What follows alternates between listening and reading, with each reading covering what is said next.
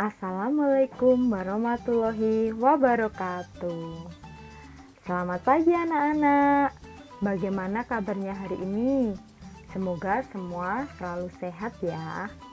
Oh iya, kalau keluar jangan lupa memakai masker dan patuhi protokol kesehatan.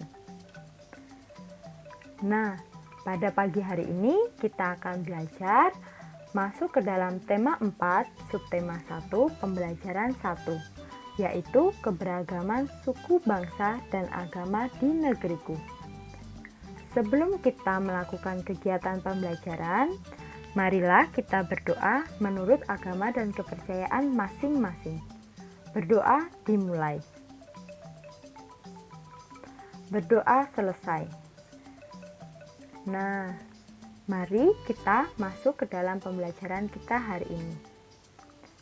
Apa sih tujuan pembelajaran hari ini? Akan ada banyak hal yang akan kita pelajari hari ini, yaitu yang pertama, materi bahasa Indonesia. 1. Melalui kegiatan berdiskusi, siswa mampu mengidentifikasi kata sulit dalam bacaan teks dengan tepat. Yang kedua, setelah berdiskusi, siswa mampu menuliskan arti kata sulit dalam teks bacaan dengan benar. Yang ketiga, dengan membaca teks bacaan, siswa mampu menjelaskan pokok pikiran setiap paragraf dalam bacaan dengan benar. Yang keempat, setelah berdiskusi, siswa mampu menuliskan pokok pikiran setiap paragraf dalam bacaan dengan benar. Yang kelima, setelah mencermati teks bacaan, siswa mampu mengidentifikasi informasi baru mengenai suku bangsa di Indonesia dengan tepat. Yang kedua yaitu materi IPA. 1. Melalui kegiatan diskusi, siswa mampu melakukan percobaan gaya dengan baik. Kedua, dengan melakukan percobaan, siswa mampu menjelaskan pengertian gaya dengan tepat. Yang ketiga, setelah melakukan percobaan, siswa mampu mempresentasikan hasil percobaan mengenai gaya dengan baik. Dan yang keempat, dengan mengamati gambar pada buku, siswa mampu menjelaskan gaya otot beserta pengaruhnya terhadap benda dengan cepat. Nah, kita akan masuk kepada pembelajaran yang pertama. Kata sulit. Apa sih kata sulit itu? Nah, kata sulit yaitu kata-kata yang belum dipahami atau diketahui maknanya.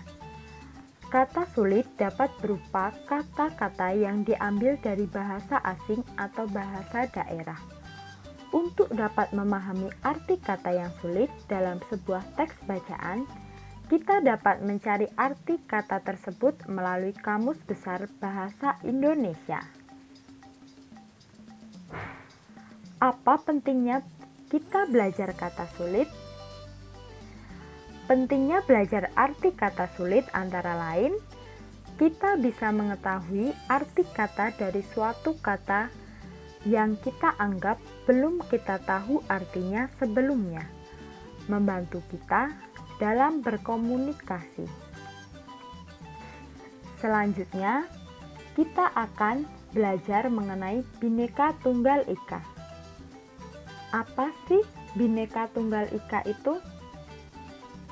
Ayo, ada yang tahu? Ya, kalimat Bhinneka Tunggal Ika itu terdapat pada Garuda Pancasila. Garuda Pancasila adalah lambang negara kita.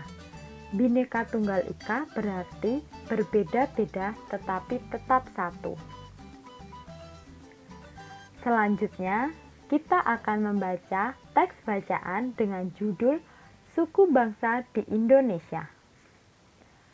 Sejak dahulu kala, bangsa Indonesia hidup dalam keberagaman. Penduduk Indonesia terdiri atas beragam suku bangsa, agama, bahasa, adat, dan budaya. Tetapi semua dapat hidup rukun saling berdampingan. sehingga kalimat Bhinneka Tunggal Ika pada lambang negara Garuda Pancasila bukan hanya sebuah slogan. Berdasarkan hasil sensus Badan Pusat Statistik tahun 2010, bangsa Indonesia terdiri atas 1.331 suku. Berdasarkan sensus itu pula, suku bangsa terbesar adalah suku Jawa yang meliputi 40,2% dari penduduk Indonesia. Suku Jawa ini merupakan gabungan dari suku-suku bangsa di Pulau Jawa, yaitu Jawa, Osing, Tengger, Samin, Bawean, Naga, dan suku-suku lainnya. Suku yang paling sedikit jumlahnya adalah suku Nias dengan jumlah 1.041.925 jiwa atau hanya 0,44% dari jumlah penduduk Indonesia. Namun, suku-suku Papua yang terdiri atas 466 suku, jumlahnya hanya 2.693.630 jiwa atau 1,14% dari jumlah penduduk Indonesia. Sedangkan etnis Tionghoa jumlahnya 2.832.510 jiwa atau 1,2% penduduk Indonesia. Selanjutnya, anak-anak perhatikanlah suku berikut ini. Gambar yang pertama, suku Dani dari Papua. Gambar yang kedua, suku Tengger dari Jawa. Dan gambar yang ketiga adalah suku Nias. Selanjutnya, kita akan mencari kata sulit dan artinya.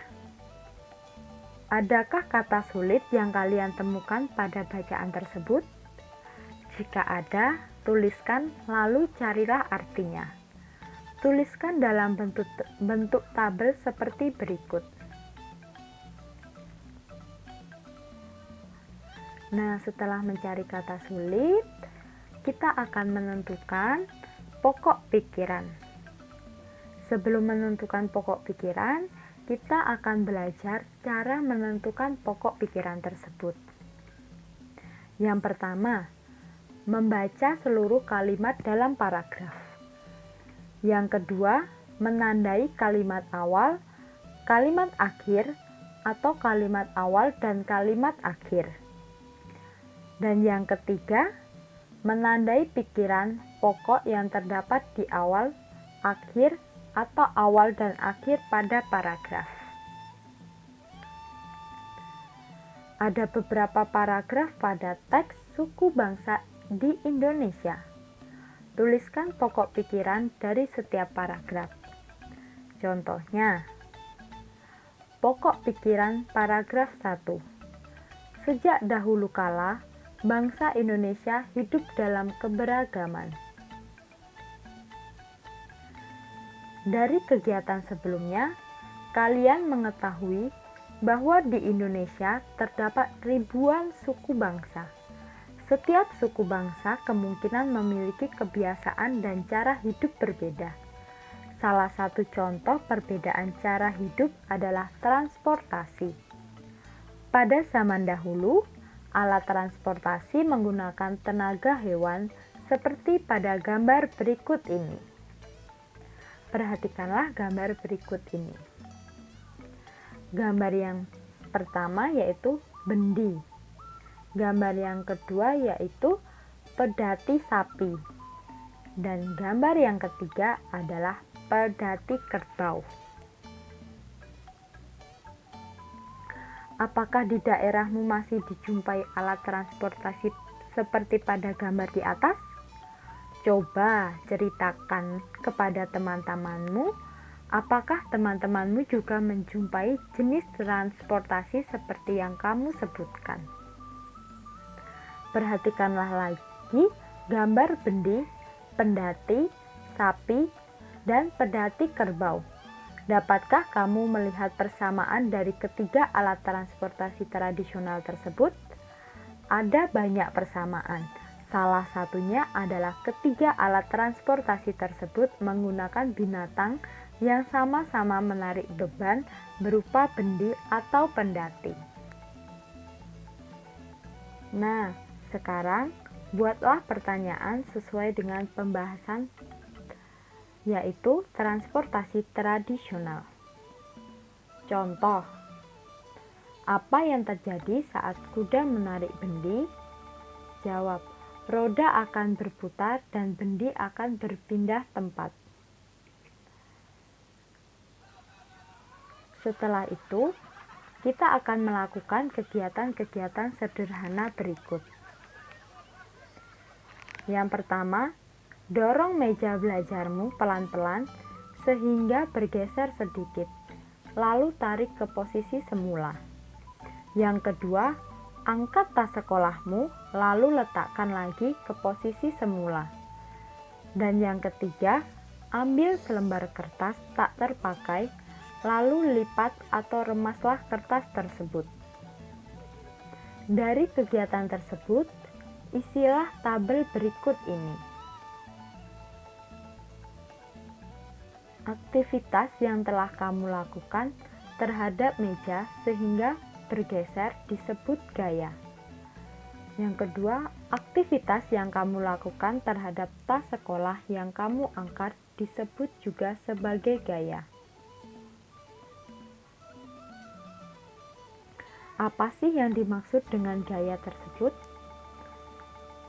Apakah anak-anak ada yang tahu apa yang dimaksud dengan gaya? Iya, betul. Yang dimaksud dengan gaya adalah dorongan atau tarikan yang dapat menyebabkan benda bergerak atau berubah bentuk. Sekarang, marilah kita mengamati gambar berikut. Apa yang menyebabkan mobil pada gambar di samping dapat bergerak? Karena didorong.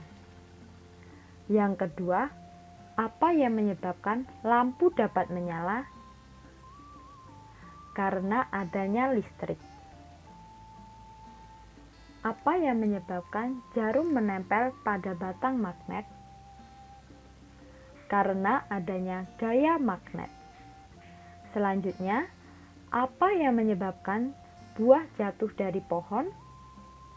Karena adanya gaya gravitasi bumi.